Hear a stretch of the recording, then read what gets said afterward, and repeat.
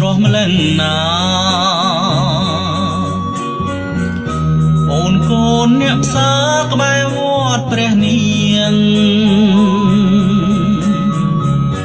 វងភាំងមូលខ្លំសំនឹងរូបរាង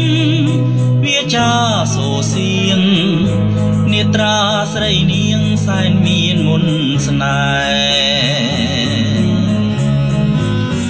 រុំដួលស្រុកស្ទងដួងចិត្តភាំងក្ដី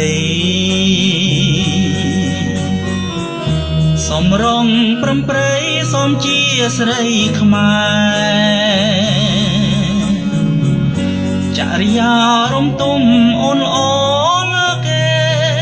អូនរាំងសាថាប្របីនេះខ្មែរគេពីដូនតាអូនជានារីក្នុងសូបិនបងច្រើនខែកន្លងពងស្នេហ៍តែជីវ៉ាបើជាគូព្រេងដែលលោកបានចាសូមឲ្យចិន្តាស្រីមេត្តាផង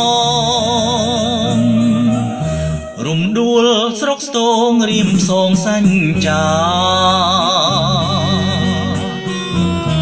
ចិត្តគួចប្រាថ្នាស្រកែវនួនល្អងសូមសូបិនខ្ញុំសំតាមបំណងជួយរាំងសាក្រមស្នេហ៍អូននឹងបងឲ្យគង់វង្សអើយ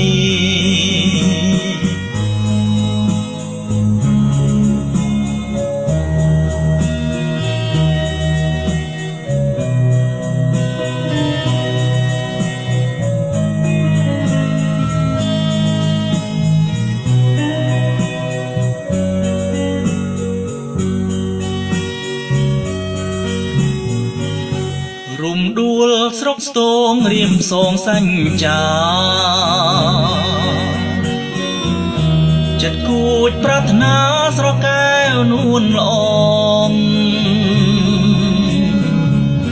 សូមសូបិនខ្ញុំសំតាមបំណង